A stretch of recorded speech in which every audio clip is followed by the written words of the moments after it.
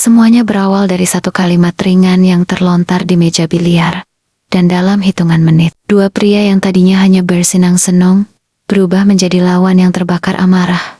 Di malam gelap, di sebuah dusun kecil, langkah kaki yang bergetar oleh emosi, memicu tragedi yang tak bisa diputar ulang. Inilah kisah tentang bagaimana hal sepele bisa merenggut satu nyawa.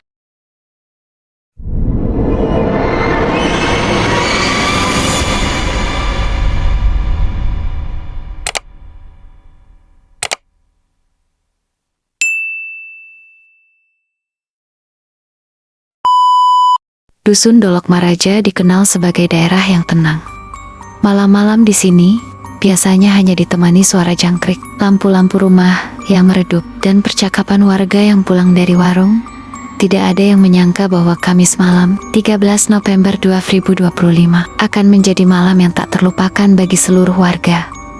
Di sebuah warung biliar sederhana milik Royandi Saragih, lampu neon putih menggantung rendah, menyinari meja hijau yang sudah mulai aus. Tempat itu sering menjadi titik berkumpul warga untuk menghabiskan waktu, terutama para pria yang mencari hiburan selepas bekerja. Malam itu, 4 orang sedang bermain. Edward Sembiring, Dolman Sensi Payung, dan 2 saksi lainnya. Mereka terlihat biasa saja, tertawa, mengomentari permainan, dan sesekali saling menggoda. Hal umum dalam permainan yang memakai strategi dan kesabaran. Tidak ada tanda-tanda buruk, tidak ada pertanda bahwa salah satu dari mereka akan pulang tanpa nyawa. Namun, seperti pepatah yang sering kita abaikan, masalah besar sering terlahir dari hal yang paling sepele.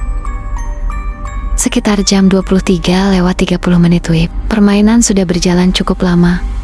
Edward dan Dolmanson semakin serius dengan bola-bola yang tersisa di meja.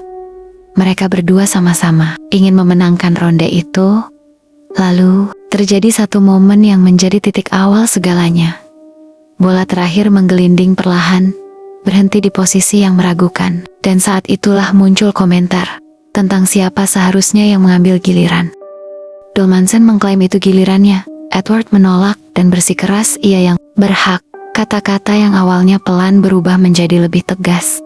Nada mulai naik, emosi memanas. Adu mulut yang awalnya hanya sekadar menyindir, berubah menjadi pertengkaran. Saksi-saksi mencoba menenangkan. Mereka tahu betul, malam larut adalah waktu paling rawan. Ketika emosi cepat terpancing dan logika mulai redup, akhirnya mereka menyarankan Dolmanson pulang untuk meredakan ketegangan. Dan Dolmanson pun pergi, meskipun wajahnya masih menyimpan bara yang belum padam.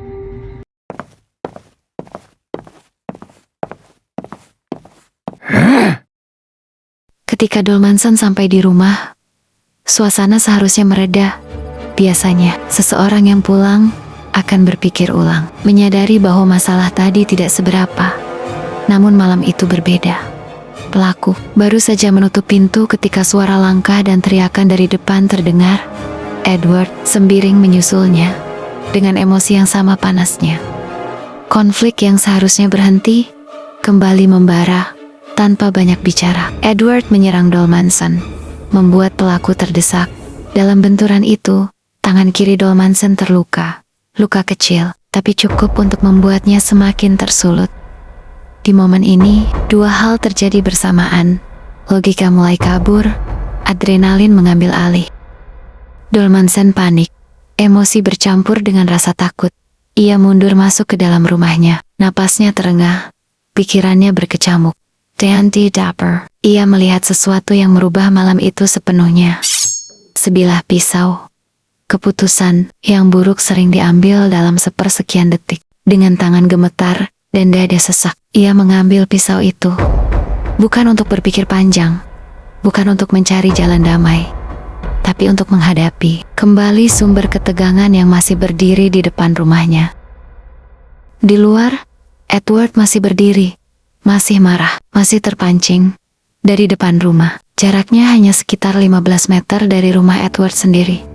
Sebuah jarak pendek yang menjadi saksi bisu situasi yang semakin memburuk. Dolmanson keluar lagi. Pisau di genggamannya berkilat tertimpa lampu pekarangan. Warga yang melihat dari kejauhan hanya bisa terkejut, tidak sempat menghentikan tidak sempat memanggil bantuan, dua pria itu kembali terlibat bentrok. Kini jauh lebih panas, lebih cepat, dan lebih fatal. Terjadi dorongan, teriakan, kepanikan. Dan dalam satu momen yang menentukan, pisau itu terayun. Sekejap saja, tidak sampai 1 menit, dan tubuh Edward jatuh. Suasana menjadi hening. Angin malam membawa pekikan warga yang baru sadar bahwa tragedi telah terjadi. Edward dibawa ke puskesmas Saran Padang oleh warga. Mereka berlari, panik, berharap keajaiban. Jalanan sunyi malam itu menjadi saksi deru napas warga yang mencoba menyelamatkan nyawa. Namun, waktu berkata lain. Sesampainya di puskesmas, tim medis hanya bisa menggeleng pelan. Luka itu terlalu fatal. Edward sembiring tidak tertolong. Duka menyelimuti dusun itu malam itu, meninggalkan pertanyaan. Bagaimana mungkin permainan biliar berubah menjadi tragedi sebesar ini? Ketika kabar itu tersebar, warga melaporkannya kepada polisi. Sis, seorang warga berusia 33 tahun, menjadi yang pertama menghubungi pihak berwajib. Sementara itu, Dolmansen Sipayung, penuh ketakutan, memilih melarikan diri ke kawasan perbukitan. Ia sadar tindakannya tidak bisa dihapuskan. Polisi segera melakukan penyelidikan dan pencarian. Perbukitan yang gelap dan rimbun disisir satu per satu hingga akhirnya, Jumat pagi, pelarian itu berakhir.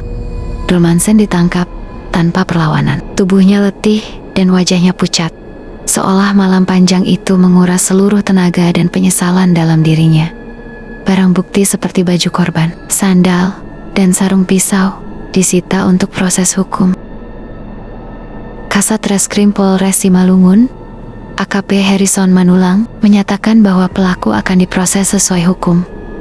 Ia menekankan bahwa tragedi ini menjadi pelajaran penting bagi masyarakat untuk menahan diri. Kabid Humas Polda Sumut, Kombes Pol Ferry Walintukan, menegaskan pesan yang menggema di seluruh wilayah itu. Kekerasan tidak pernah melahirkan kemenangan, ia hanya melahirkan duka. Dan memang benar, dua keluarga kini sama-sama terluka. Yang satu kehilangan anggota keluarga, yang satu lagi harus menghadapi konsekuensi dari keputusan yang dipicu emosi sesaat.